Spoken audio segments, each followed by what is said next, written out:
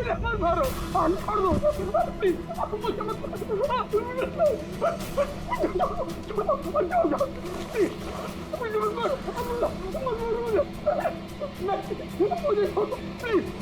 मामा।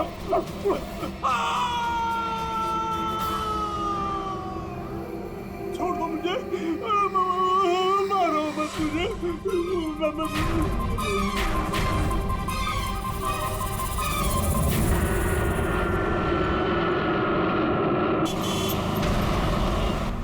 थोड़ा जल्दी चलाओ।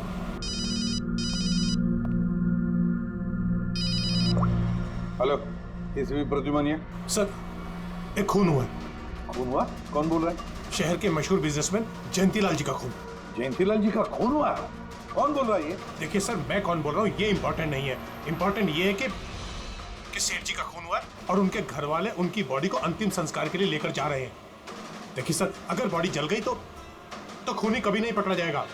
आप देरी मत कीजिए प्लीज, जल्द से जल्द जाकर बॉडी जलाने से रोकिए। हेलो, आप कहां से बोल रहे हैं? कौन है आप? हेलो। Damn it.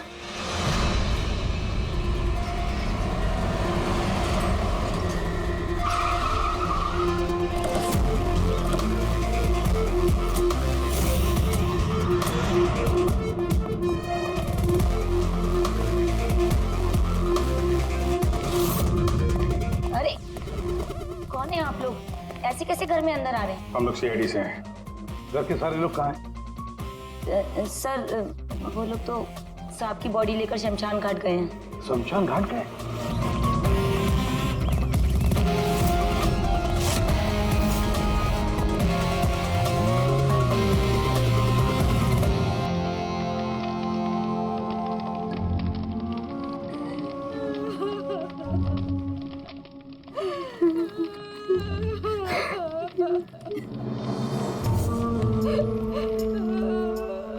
क्या बताऊं मैं, यकीन नहीं हो रहा कि जयंती भाई अब हमारे बीच नहीं है। 15 साल पुरानी दोस्ती थी मेरी। वो तो मेरे बड़े भाई जैसे थे। पता नहीं ये सब कैसे अचानक से हो गया।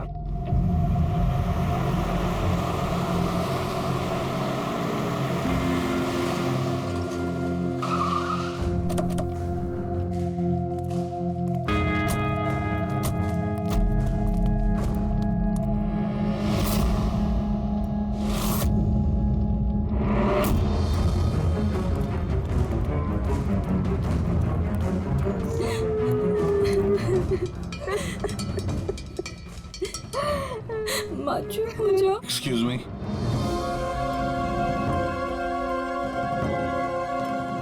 देखिए हम लोग सीआईडी से हैं। हाँ? जयंतीलाल जी के परिवार वालों से मिलना चाहते हैं। मैं जयंतीलाल जी की पत्नी दीपा जी, हमें पता है ये सही समय नहीं है पूछताछ करने की, मगर क्या करें? वो जयंतीलाल जी की मौत के बारे में हमें कुछ पूछताछ करनी है। पूछिए, क्या पूछना चाहते हैं आप लोग? आप सुशील जयंती, उनका बड़ा बेटा। सुशील जी, हमें खबर मिली है कि आपके पिता की मौत एक नेचुरल डेथ नहीं थी, उनकी हत्या हुई है। क्या? ये कैसे हो सकता है? हम डॉक्टर सूरज, मैं जयंतीलाल का फैमिली डॉक्टर हूँ। मैंने ही कल रात उनको चेक करके उन्हें डेथ सर्टिफिकेट दिया था। He died a natural death। ये सही कह रहे हैं। जयंती भाई की मौत सभी घर वालों के सामने ही तो हुई थी, और इतने सालों से मेरा इस परिवार से रिश्ता है, वो लोग झूठ क्यों बोलेंगे? तो आप लोगों ने इतनी जल्दी में बॉडी क्यों जला दी? तो क्या ये भी गुनाह है? इतने महीनों से पिताजी बीमार थे, कितने इलाज किए, कितनी कोशिशें की, नहीं बचे वो। देखिए, हमें इंफॉर्मेशन मिली है कि जयंतीलाल जी की हत्या हुई है। क्या? हमने आपके पड़ोसियों से भी पूछा, उन लोगों ने भी कल रात जयंतीलाल जी के चिल्लाने की आवाज सुनी थी। देखिए, पड़ोसियों ने जो कहा वो सही है, लेकिन उनको या आप लोगों को सही बात नहीं पता है। और वो सही बात क्या है? पिछले 3 महीने से डैडी की दिमागी हालत भी ठीक नहीं थी। वो ना सिर्फ लोगों को और बातों को भूलने लगे थे, बल्कि उनको हेल्यूसिनेशन यानी भ्रम हो गया था। गलत सही, सच झूठ का फर्क उनको समझ में नहीं आ रहा था। दौरे पड़ने लगे थे उनको लगने लगा था जैसे उनको कोई मारने वाला है। कल रात भी उनको ऐसा ही दौरा पड़ा था।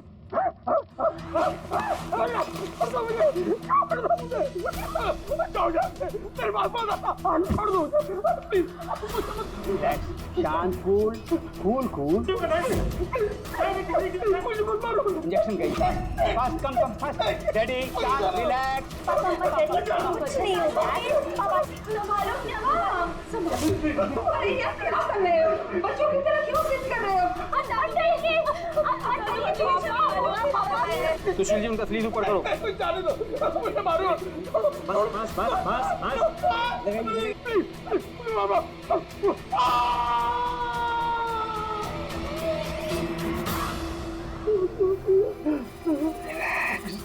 और इस बार अटैक इतना बड़ा था कि मुझे उन्हें बेहोशी का इंजेक्शन देना पड़ा और 2 घंटे बाद उनकी मौत हो गई।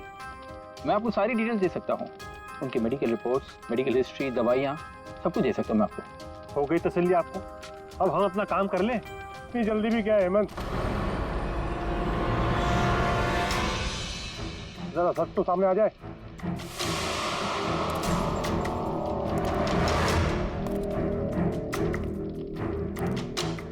आप सर, मेरा नाम मोहन, मैं जयंतीलाल जी का वकील। मैंने आपको फोन किया था सर। मोहन जी, आपको ऐसा क्यों लगता है कि जयंतीलाल जी की हत्या हुई है? मेरे शक की वजह है उनकी वसीयत। लेकिन ऐसा क्या है इस वसीयत में? सब कुछ, कि उनकी जायदाद में से किसको कितना हिस्सा मिलेगा। उससे क्या फर्क पड़ता है? हम सब एक फैमिली हैं, किसी को छोटा किसी को बड़ा शेयर मिलेगा, यही ना? दैट्स ओके, कोई फर्क नहीं पड़ता है। अगर जयंतीलाल जी की मौत नेचुरल ना होकर मर्डर साबित हुई तो आप में से किसी को भी उनकी जायदाद का कोई हिस्सा नहीं मिलेगा। Nothing at all. ऐसे कैसे हो सकता है? मुझे बराबर याद है कि 1 साल पहले उन्होंने मेरी सलाह लेकर ही ये वसीयत बनाई थी और उसमें तो ऐसा कुछ भी नहीं लिखा था। दीपा जी, 3 महीना पहले उन्होंने नई वसीयत बनवाई थी। ये क्या बोल रहे हैं आप? ये कैसे हो सकता है? ये सब कुछ बकवास है। अरे पिताजी आपको कब मिले? आप तो 3 महीने से हमारे घर पे आए नहीं और पिताजी भी 3 महीने से घर के बाहर निकले ही नहीं। तो फिर? हेमंत, वो खुद मेरे ऑफिस में आए थे 3 महीना पहले। दीपा जी, 3 महीना पहले उन्होंने नई वसीयत बनवाई थी। ये क्या बोल रहे हैं आप? ये कैसे हो सकता है? ये सब कुछ बकवास है। अरे पिताजी आपको कब मिले? आप तो 3 महीने से हमारे घर पे आए नहीं और पिताजी भी 3 महीने से घर के बाहर निकले ही नहीं। तो फिर? हेमंत, वो खुद मेरे ऑफिस में आए थे 3 महीना पहले। मैं अब जिंदा नहीं रहूंगा। आप क्या कह रहे हैं सर? कोई मेरी जान लेना चाहता है, मुझे मार डालेगा। सर, कैसी बात कर रहे हैं आप? कौन है जो आपको मारना चाहता है? कोई अपना, मेरे परिवार के सदस्य में कोई है। मुझे पूरा यकीन है कि मैं अब चंद दिनों का मेहमान हूं। सर, कौन है वो? कहा ना, कोई अपना। क्या सोच रहे हो? पुलिस के पास जाऊं? यही कहना चाहते हो? सर, मैं पुलिस को खबर करूं? नहीं, पुलिस वाले भी अब मुझे पागल समझेंगे। तुम मेरा एक काम करो मोहन, मेरा वसीयतनामा बदल डालो। अगर मेरी मौत हो जाती है और मौत के बाद ये साबित होता है कि उसका कारण मेरा परिवार है, तो मेरा बिजनेस, मेरा पैसा, मेरा कुछ भी परिवार के किसी भी सदस्य के नाम नहीं होगा। सर, अगर परिवार के सदस्य को नहीं मिलेगा तो किसको मिलेगा?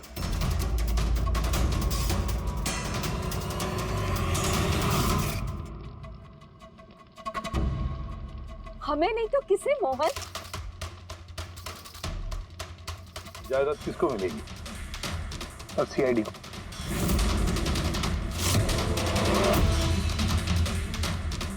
क्या बकवास कर रहे हैं आप? जी सर, अगर जयंतीलाल जी की मौत हत्या साबित होती है तो उनकी सारी जायदाद जो कि लगभग 5,000 करोड़ है वो सीआईडी को और पुलिस वेलफेयर डिपार्टमेंट को मिलेगी। ये क्या मजाक कर रहे हैं आप? ऐसा कैसे हो सकता है? हो सकता है अगर उनकी मौत हत्या साबित हुई तो। लेकिन उनकी तो हत्या हुई नहीं, हम वहीं तो थे, जो कुछ भी हुआ हमारे सामने हुआ है। उनकी हत्या हुई है या नहीं वो हम पता लगा लेंगे। अरे आप कैसे पता लगाएंगे? बॉडी तो है ही नहीं। बॉडी जल चुकी तो क्या हुआ, राख तो है।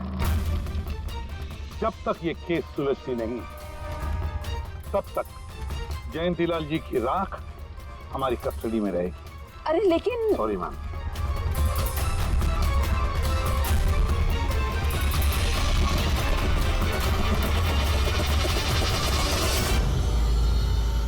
मोहन जी, सर जरा बताइए, क्या जयंतीलाल जी ने खुद आपसे कहा था कि उनके परिवार वालों में से कोई है जो उनकी जान लेना चाहता? जी सर। क्यों? सर वजह तो पता नहीं, लेकिन उनको लगता था कि उनके घर वाले पैसों के लिए उनकी जान लेना चाहते हैं सर। बेटों से वो खुश भी नहीं थे। वो चाहते थे कि हेमंत और सुशील उनके साथ बिजनेस में हाथ बटाएं, उनके साथ बिजनेस करें, लेकिन ऐसा हुआ नहीं सर। ऐसा क्या हुआ?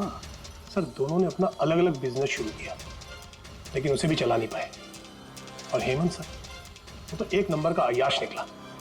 उसने सेठ जी के सारे पैसे उड़ा दिए। सर बाप बेटे में हमेशा खटर पटर चलती रहती थी, कभी बनी नहीं बाप बेटे में। बनती नहीं थी, मगर हम बाप बेटे तो थे। मुझे पैसों की बहुत जरूरत थी, लेकिन इसका ये मतलब थोड़ी है कि मैं अपने पिता को ही मार दूंगा। मार भी सकते हो। आखिरकार दुनिया में आधी से ज्यादा गुनाह तो पैसों के लिए ही होते हैं। फिर तो सुशील भैया की वजह मुझसे बड़ी थी। उनका पिछला बिजनेस उन्होंने घाटे में बंद किया और अभी जो है वो नुकसान में चल रहा है। सर मार्केट का बहुत पैसा है उनके ऊपर, और डैडी भी इस बार सुशील भैया की मदद करने के लिए रेडी नहीं थे। सर मैं मानता हूं कि डैडी नाराज थे, नहीं दे रहे थे मुझे पैसे, पर मुझे ये भी पता है कि वो मुझे और मेरे परिवार को मरने के लिए नहीं छोड़ सकते थे। खून में उनका। खून तो हो, इसीलिए पैसों के लिए अपनों का ही खून बहा दिया। सर एक आइडिया है। क्या है कि अब जो हुआ सो हुआ, उसको बदला तो नहीं जा सकता, लेकिन इस सिचुएशन से अपना फायदा जरूर निकाल सकते हैं। क्या मतलब? वो सर आप ये मामला सुलझा दीजिए। मान लीजिए कि नेचुरल डेथ थी, अब वसीयत के हिसाब से पैसे सीआईडी और मुंबई पुलिस की जगह हमें मिलेंगे, जो उसके असली हकदार हैं। नहीं, आप लोगों का जो नुकसान हुआ होगा वो हम आपस में समझ लेंगे ना। सुशील जी, हर आदमी एक जैसा नहीं होता, और दोबारा ऐसे बात करने की गलती नहीं करना, समझे? तुम अपनी दादाजी से बहुत करीब थी ना? दादाजी मुझे बहुत प्यार करते थे। हम दोनों बेस्ट फ्रेंड्स के जैसे थे, एक दूसरे से सारी बातें शेयर करते थे। कभी दादाजी ने तुमसे ये कहा था कि कि उनकी जान को खतरा है, कोई उन्हें मारना चाहता है, ऐसे कभी कुछ कहा था उन्होंने? उन्हें हर किसी से डर लगता था। दादाजी सिर्फ मेरे पे विश्वास करते थे, बाकी उन्हें सबसे डर लगता था। तो उन्हें लगता था कि कोई उन्हें मार देगा। चलो दादू, अब हम खाना खाएंगे। क्या ये? चलो चलो चलो चलो दादू। मुझे वो सब लोग इसमें जहर मिला के मुझे मारना चाहते हैं। कौन मारना चाहता है दादू आपको? वो सब लोग मिले हुए हैं, सब मेरे खिलाफ साजिश कर रहे हैं। तुम मत खा, अरे फेंक दे, वरना तुम मर जाएगी। दादू आप मेरा विश्वास करो, ये खाना मैंने अपने हाथों से बनाया, इसमें कुछ नहीं है, इसमें जहर भी नहीं, कुछ नहीं है। दादू आप मेरा विश्वास करो। देखो देखो देखो, मेरे हाथों में खा रही हो ना, देखो देखो, मुझे कुछ हुआ, मैंने अपने हाथों से बनाया। चलो दादू, चलो चलो चलो, खाओ खाओ खाओ खाओ। गुड दादू, गुड दादू। चलो एक और बाइट, जल्दी से जल्दी से जल्दी से जल्दी से एक और बाइट खाएंगे। अच्छा है ना दादू? गुड गुड, चलो चलो। कितना प्यार करती है, तू मेरा कितना ख्याल रखती है, बाकी सब लोग मेरी दौलत के पीछे हैं, मुझे मार देंगे।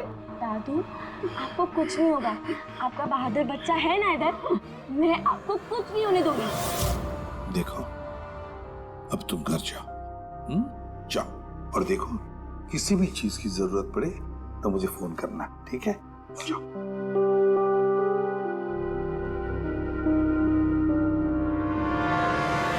हाँ सारुके, बता क्या निकला राख में से? बॉस, राख में से बड़ी जबरदस्त बात निकली है। हालांकि इस राख ने मुझे कम परेशान नहीं किया, लेकिन मैंने भी इसका मुंह खुलवा ही लिया, है ना? तो फिर बता दे यार। बताता हूं। तारिका। हाँ सर, हमने इस राख का स्पेक्ट्रोस्कोपी टेस्ट किया।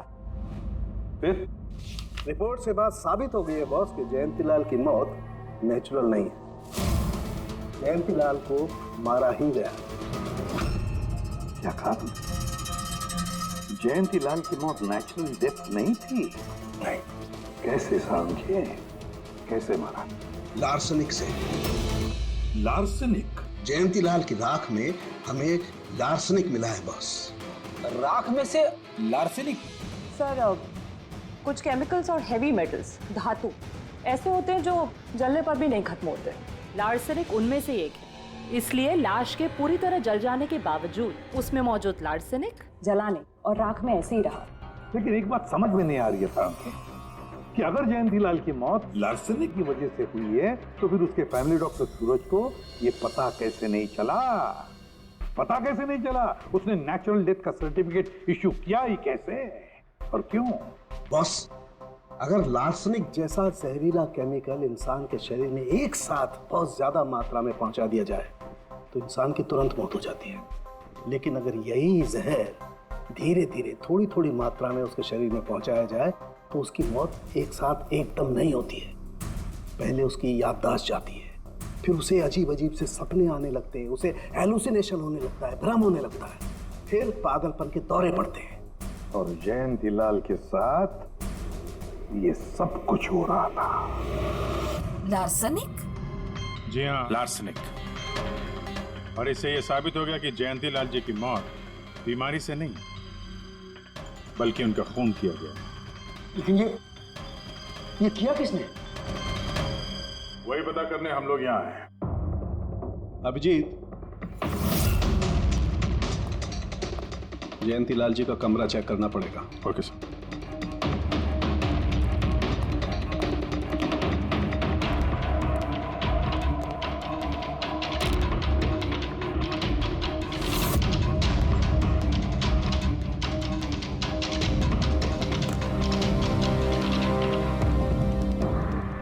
हम पे शक कर रहे हैं? आपने ऐसे सोच भी कैसे लिया कि हम लोगों में से कोई ऐसी घिनौनी हरकत कर सकता है? ऐसा कुछ नहीं है माँ, ये सब इनकी चाल है। डैडी की प्रॉपर्टी इन्हें मिल जाए इसके लिए मनगढ़ंत कहानी बना रहे हैं ये लोग। बकवास मत करिए सुशील जी, दोबारा ऐसा बोला ना अंदर डाल दूंगा।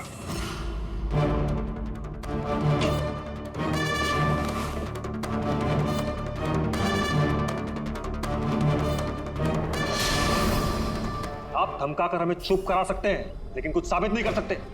एग्जैक्टली। आप लोग ये सब कुछ इन 5,000 करोड़ के लालच में कर रहे हैं ना? बोल चुके आप लोग, अब बस सीआईडी को अपना काम करने दीजिए। यहाँ मजाक नहीं चल रहा है, एक आदमी का खून हुआ है, खून।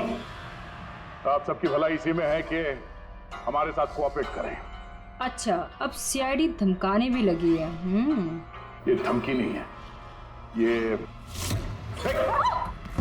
आशी, आशीष, आशी बेटा, आशी क्या हो गया? आशी बेटा, आशी बेटा उठो। आशी आंखें खोलो, क्या हो गया तुम्हें? आशी, आशी बेटा क्या हो गया? अरे जरा देखो इसे भी, क्या हो गया मेरी बच्ची को? आशी क्या हुआ? आंखें खोलो, हो गया? आशी बेटा, आशी बेटा, आशी। आशी।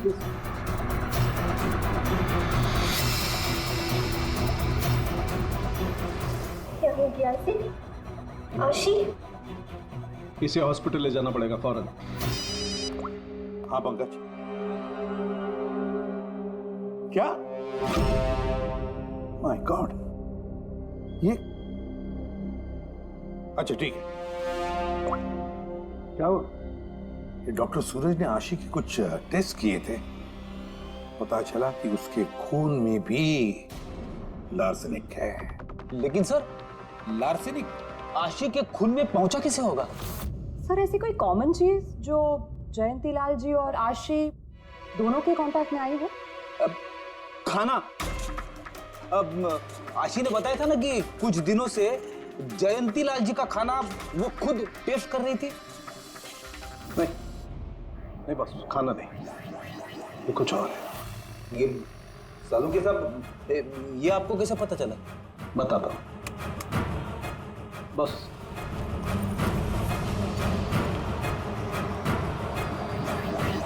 ये है वो बाल जो हमें जयंतीलाल के हेयर ब्रश में से मिला है। अब लार्सेनिक तो अधिकतर नाखूनों में और बालों में ही जमा होता है। तो जब हमने इस बाल के छोटे छोटे टुकड़े करके एनालिसिस किया तो रिजल्ट आया ये। और सर हमने इन टुकड़ों का एटॉमिक अब्जॉर्प्शन टेस्ट किया तो पता चला कि दूसरे केमिकल्स के साथ साथ इसमें लार्सेनिक भी है। अब क्योंकि बाल धीरे धीरे बढ़ते हैं इसलिए हमने इस रिजल्ट को कैलेंडर के साथ टैली किया। बॉस, तब हमें पता चला कि जयंतीलाल को ये लार्सेनिक 8 से 10 दिन के गैप में दिया जा रहा। और 8-10 दिन के गैप में? इसका मतलब जो भी है, जयंतीलाल को हर 8-10 दिन के इंटरवल पर लार्सेनिक दे रहा था, धीरे धीरे मार रहा था। और इसकी शुरुआत हुई बॉस 3 महीने पहले। 3 महीने पहले? सर हाँ, फिर तो खूनी जयंती लाल जी के घर वालों में से कोई नहीं होगा। परिवार वाले 8-10 दिन तक इंतजार क्यों करेंगे? एक ही बार में मार देंगे। फ्रेडी, परिवार वाला भी तो जयंतीलाल को धीरे धीरे मार सकता है ताकि किसी को उस पर शक न हो। सर पिछले 3 महीने से कुछ मसाज करने वाले आ रहे थे, मैंने बताया था आपको। हाँ, चेक कर चुके हैं हम उनको। उनके अलावा और कोई आता था क्या? कोई एक हो तो बताओ। उनके दोस्त, पुराने बिजनेस पार्टनर और ऑफिस के स्टाफ वगैरह बहुत सारे लोग आते रहते थे घर पे। जी, डैडी बहुत सोशल थे। लोगों से मिलना जुलना, पार्टीज में जाना उनको बहुत अच्छा लगता था।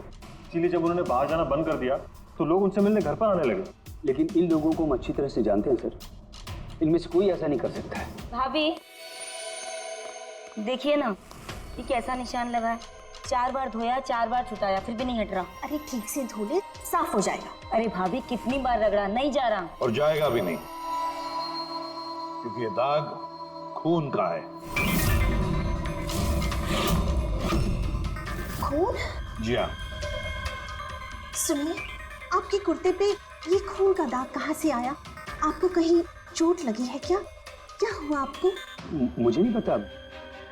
अरे मुझे मेरे कुर्ते पर कहाँ से आया? मैं खुद हैरान हुआ था कल जब मैंने इसे देखा। तो कल लगी आपको ये चोट? नहीं, मुझे कोई चोट नहीं लगी। हाँ, जब मैं कल लोगों से मिल रहा था तब ये खून का दाग लगा मुझे।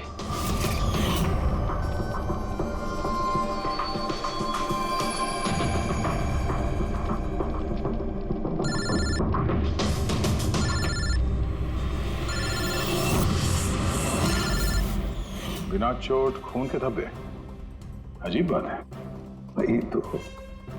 और कुछ हुआ था कल? कोई खास बात? नहीं सर, और कोई खास बात नहीं। साहब एक बात अजीब हुई थी। क्या? कल सुबह मुझे गार्डन में कांच के कुछ टूटे हुए टुकड़े मिले थे। कांच के टूटे हुए टुकड़े? तो फिर? साहब उन टुकड़ों में खून लगा हुआ था। क्या? कांच के टुकड़ों में खून लगा हुआ था? जी। कहाँ पर है वो? अब वो तो मैंने कचरे के डिब्बे में डाल दिए। इस कुत्ते पे खून, कांच के टुकड़े पे खून। कहाँ देखे थे वो कांच के टुकड़े तुमने?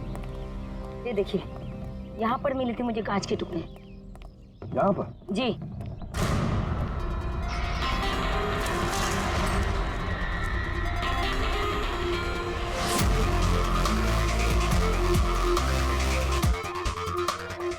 टूटा हुआ बल्ब है सर। बल्ब का टुकड़ा मिला क्या उसके? काम करो अभिजीत, इस घर में जितनी भी लाइटें हैं, लैंप्स हैं, सब चेक करो। देखो कोई बल्ब गायब है क्या।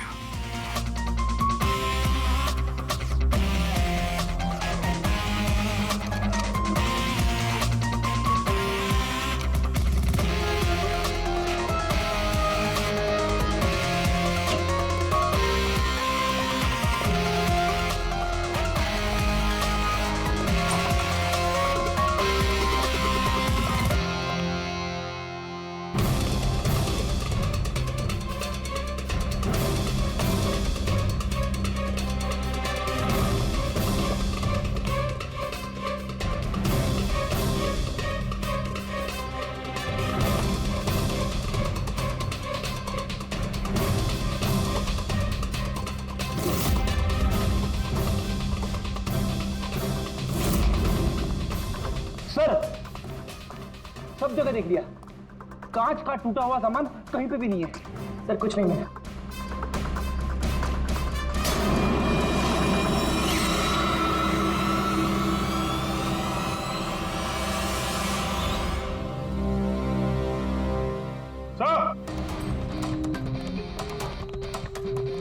आप जी ये सही है, देखिए यहाँ का बल्ब गायब है।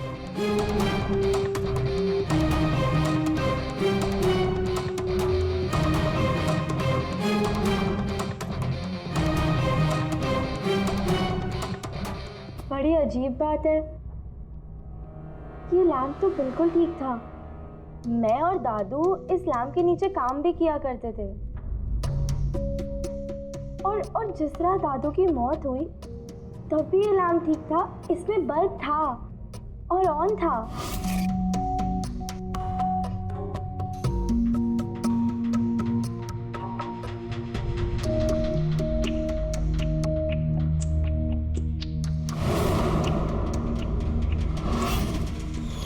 तो फिर इस लैंप से बल्ब अचानक गायब कैसे हो गया?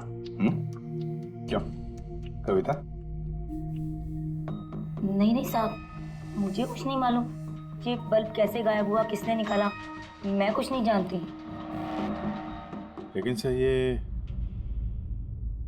बल्ब को ही गायब करेगा क्यों? सर इस बल्ब का और इस लैंप का कुछ ना कुछ तो लेना देना है इस केस में।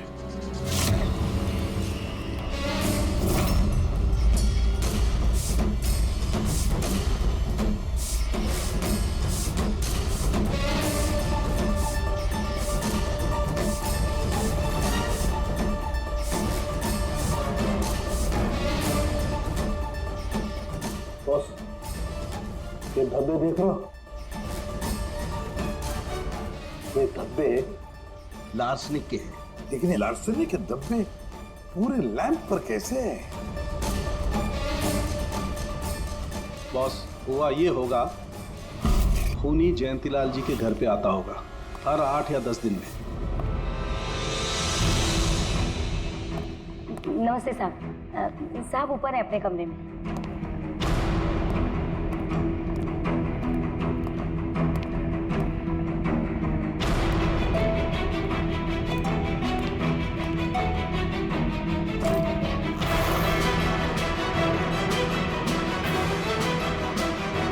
और चुपके से जयंतीलाल के टेबल लैंप पे लार्सनिक छिड़कता होगा।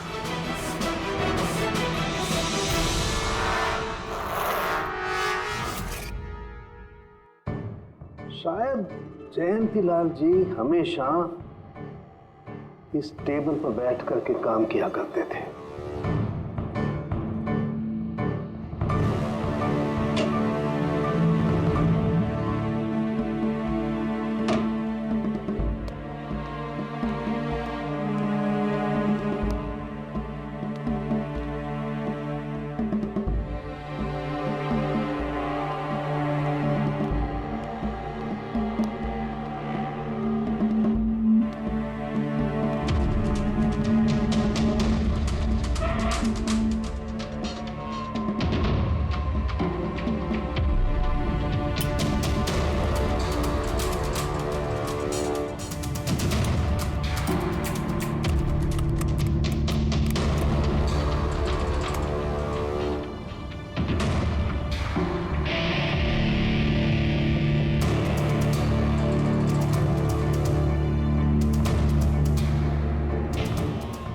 जैसे ही ये बल्ब गर्म होता था, लार्सनिक धीरे धीरे फैलकर जयंतीलाल जी की सांसों में घुल जाता था।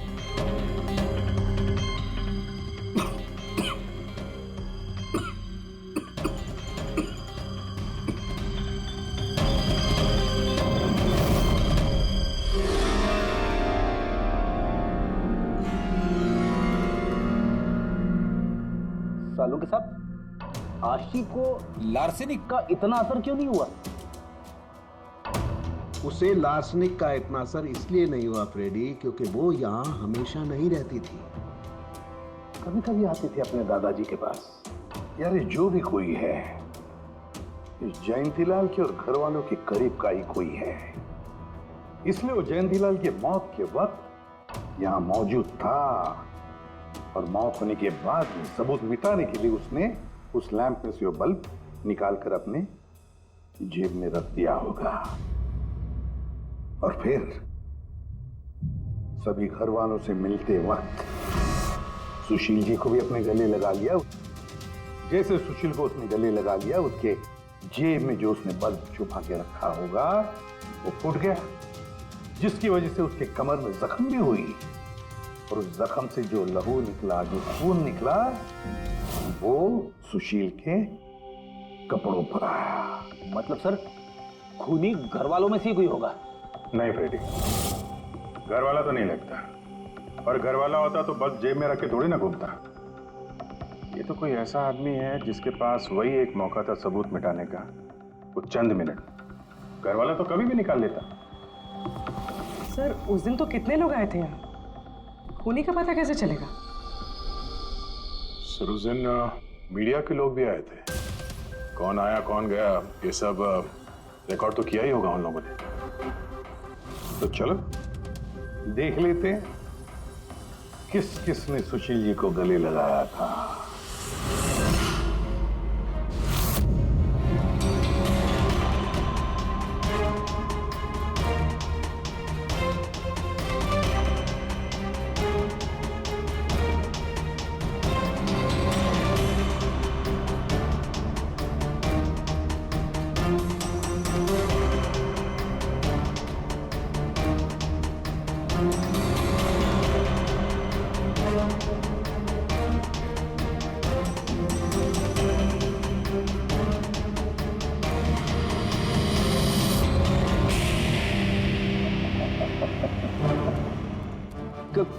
क्या हुआ सर?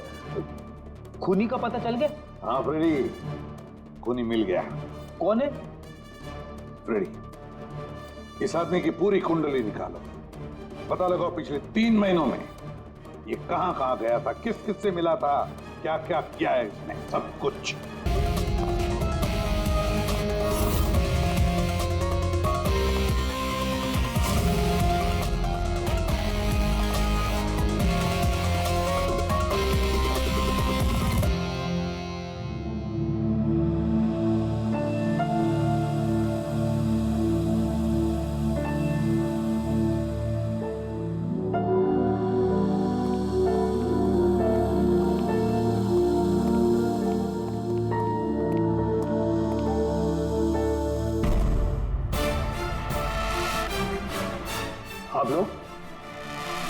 आप लोग फिर यहाँ हैं? खूनी का तो पता चला नहीं होगा, कुछ छानबीन रहेगी होगी। नहीं सुशील जी, कोई छानबीन नहीं बची है, खूनी का पता चल गया, और खूनी अभी इसी वक्त यहां हम सब के बीच मौजूद है। क्या? कौन है वो?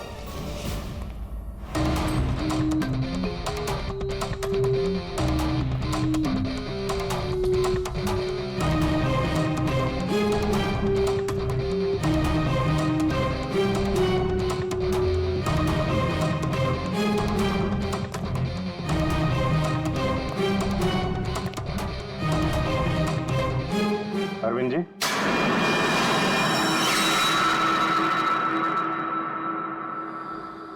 जरा उठेंगे आप? मैंने क्या किया? अरविंद जी, आपने क्या किया इसका तो पता हमने लगा ही दिया। बस अब आपके कारनामे हम आप ही के मुंह से सुनना चाहते हैं। क्या बकवास है ये? आप मुझ पर इल्जाम लगा रहे हैं।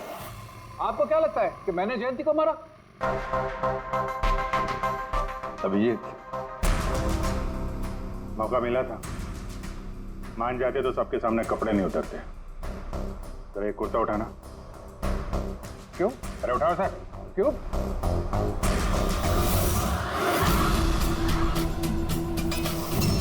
क्या है ये? निशान कैसा है?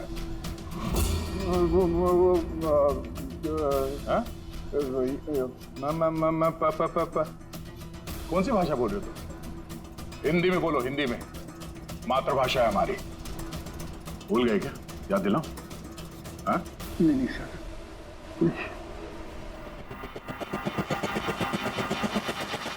बताता हूँ। नफरत करता था मैं जयंती से। 5 साल पहले हमने एक बिजनेस शुरू किया था।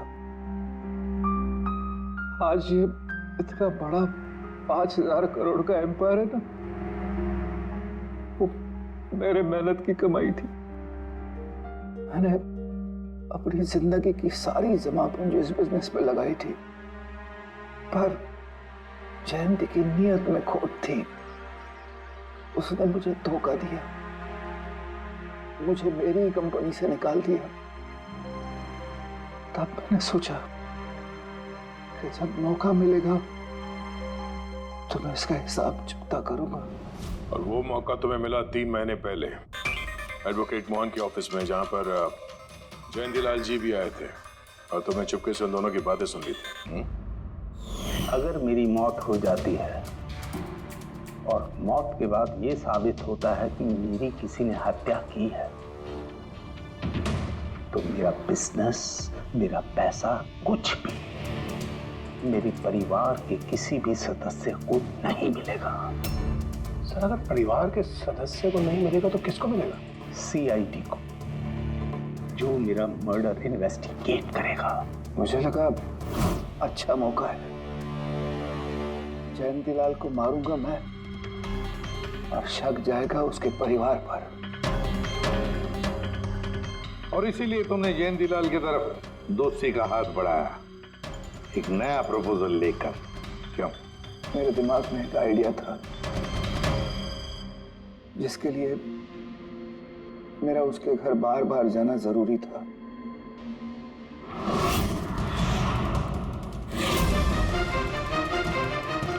साहब ऊपर है अपने कमरे में।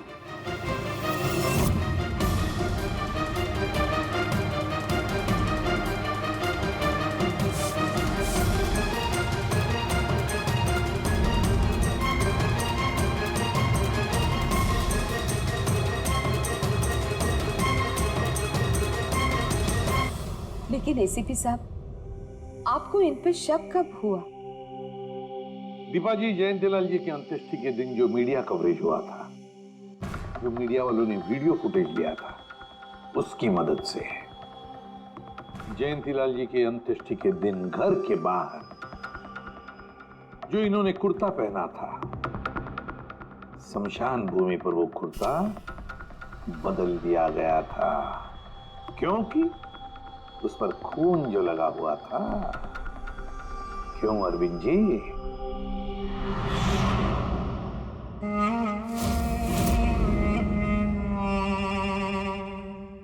अरविंद जी, बदले की आग में तुमने जयंतीलाल का खून कर दिया। क्या मिला तुम्हें? कैसा सुख मिला? गलत किया तुमने, गलत किया। फ्रेडी,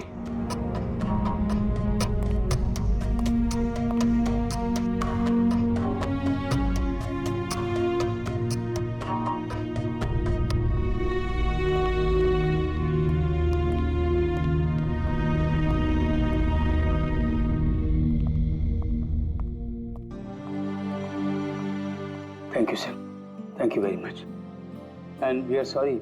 हम लोगों ने आपको काफी बुरा भला कहा। दरअसल हमें लगा कि पैसों के चक्कर में आप हम परिवार वालों को इस केस में कल्प्रिट बनाने की कोशिश कर रहे हैं। नहीं, कोई बात नहीं। ACP साहब, मैं मेरे पति की अंतिम इच्छा पूरी करना चाहती हूँ। सीआईडी और पुलिस वेलफेयर फंड में मैं डेफिनेटली डोनेट करूंगी। Thank you very much, thank you. Thank you so much sir कि आपने मेरे दादू को इंसाफ दिलाया। God bless you.